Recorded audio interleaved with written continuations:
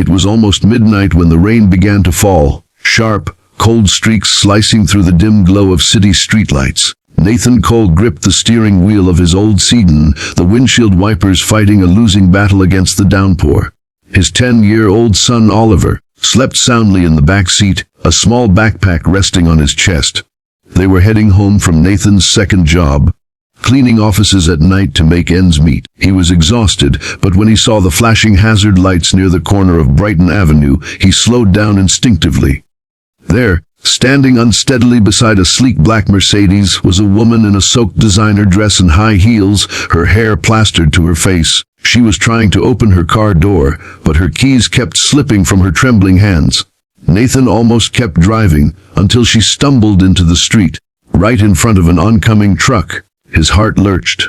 In one motion, he slammed on the brakes, threw open the door, and sprinted through the rain. He grabbed her by the arm, pulling her back just as the truck roared past, horn blaring. The woman gasped, clinging to his jacket, disoriented and mumbling something about her phone. When she looked up, Nathan froze for a moment. It was her, Vanessa Hart, his boss, the CEO of Hartwell Motors, the same woman who had scolded him that morning for arriving 2 minutes late to a meeting. The same woman whose perfectionism made everyone walk on eggshells around her. And here she was, drenched, trembling, smelling of whiskey, her eyes wide and frightened like a child's. If you believe in kindness, second chances, and humanity even when no one's watching, take a second to like, comment, share, and subscribe to Kindness Journal. Your support helps us spread true emotional stories that restore faith in people. Nathan didn't say a word as he led her back to his car. Vanessa muttered something about calling a driver, but her words slurred into nonsense. He helped her into the passenger seat and covered her with his worn-out jacket. Oliver stirred in the back seat, blinking sleepily. "Dad, who's that lady?" he asked softly. Nathan smiled faintly. "Someone who needs a little help tonight, buddy." When they reached her address, an elegant mansion on the edge of town, she could barely walk. Nathan carried her umbrella, guiding her carefully up the marble steps. Her eyes were glassy but grateful. You shouldn't have," she murmured, before collapsing onto the couch. He turned off the lights, made sure she was safe, and quietly left. He didn't expect her to remember. People like Vanessa lived in another world, where kindness was a press release, not a way of life. He knew that come morning, she'd return to her sharp tone and dismissive eyes, pretending the night never happened. But he was wrong. The next morning, as Nathan entered the Hartwell Motors lobby, the air was unusually tense. Whispers followed him as he walked toward the maintenance desk. Then the elevator doors opened, and out stepped Vanessa. She looked different today, composed, yes, but her gaze was softer, her voice lower. "Mr. Cole," she called out. Every head turned. Nathan stopped, uneasy.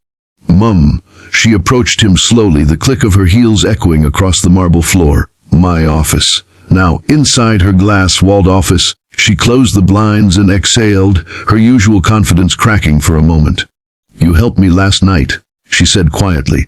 "You didn't have to. You could have left me there, but you didn't." Nathan hesitated. "Anyone would have done the same." She shook her head. "No, not anyone." Her eyes softened, truly seeing him for the first time. "You saved my life, Mr. Cole, and I don't even remember saying thank you." He didn't know how to respond. He simply nodded, murmuring that he was glad she was safe. She studied him for a long moment before asking, "You have a son, don't you?" "Oliver." Nathan blinked. "How do you?" "I checked your file," she admitted. "You've been working double shifts, maintenance by day, janitorial by night. I never noticed before." For the first time, she smiled, a real one, fragile but sincere. "I'm sorry for how I've treated you. I was blind." The rest of the day felt surreal. Word spread through the company that the CEO herself had invited the maintenance worker into her office. Some said Nathan was getting fired, others whispered he'd saved her from something dangerous. By lunchtime, Vanessa had ordered a full-paid day off for Nathan, insisting he take Oliver somewhere nice. But Nathan couldn't shake the memory of her trembling in the rain. Something about that night told him her pain wasn't just alcohol. It was loneliness. The kind of loneliness that came when success built a wall around your heart. The next day, Vanessa appeared in the garage, the one Nathan managed on weekends. She wore jeans and a plain white blouse, her hair tied back. "Need a hand?" she asked, startling him. He wiped the grease from his hands, puzzled. "You're serious?" She nodded. "You helped me when I was falling apart. Let me help you keep things together." Over the next few weeks, something beautiful began to unfold. Vanessa started spending time at the garage, not as the CEO, but as Vanessa, the woman rediscovering her heart. She brought coffee, cleaned tools, and listened to Oliver's endless stories about cars and superheroes. The boy adored her, called her Miss V. Nathan tried to keep his distance, but he couldn't deny the warmth that her presence brought. One afternoon, Vanessa confessed the truth. "The night you found me," she said, "sitting on a toolbox, I wasn't just drunk. I was trying to forget that I'd just lost my father. We fought before he passed, and I never said goodbye." Her voice cracked, tears filling her eyes. "You pulled me out of more than just a street, Nathan. You pulled me out of a dark place I didn't think I could escape." Nathan felt his throat tighten. "You're stronger than you think, Vanessa." She smiled weakly. "No, I just met someone who reminded me what strength really looks like." Their connection deepened with each passing day. Vanessa found joy in small things again. The smell of engine oil, Oliver's laughter, Nathan's quiet jokes. She began using company funds to start a program called Hartwell Hearts, offering single parents job flexibility and scholarships for their children.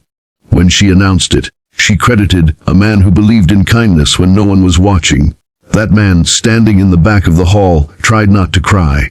But life, as always, wasn't done testing them. A week later, Nathan was offered a position in another city, better pay, better hours. It was the chance he'd prayed for, but it meant leaving behind the woman who'd changed his life as much as he'd changed hers. The night before his decision, Vanessa came to the garage one last time. The setting sun painted her face in amber light. "So," she said softly, "you're leaving?" He nodded. "It's for Oliver. He deserves a better future." She stepped closer. "You've already given him one. You gave me one too." Her eyes shimmered, but she didn't cry. "Promise me something, Nathan. Don't ever stop being who you are. The man who saves people even when they don't deserve it." He wanted to speak, to say the words that burned inside him, but instead, he just smiled and said, "Take care of yourself, Miss V." As he drove away the next morning, Oliver looked out the window and waved. Vanessa stood outside the garage, holding the same umbrella Nathan had used that rainy night. She didn't move until his car disappeared from sight. Months later, a letter arrived at Nathan's new home. Inside was a photo, Vanessa and a group of employees standing beneath a new sign that read, "The Cole Initiative, because kindness saves more than just lives." Below it, in Vanessa's handwriting, "You didn't just save me that night. You changed who I am. Thank you for not pretending to forget." Nathan held the letter for a long time, then placed it beside Oliver's drawing on the fridge. A picture of their old garage, the words, "Second chances start here," written in a child's scrawl. He smiled, tears glistening in his tired eyes. Sometimes fate doesn't need grand gestures, just a quiet act of kindness on a rainy night that changes everything.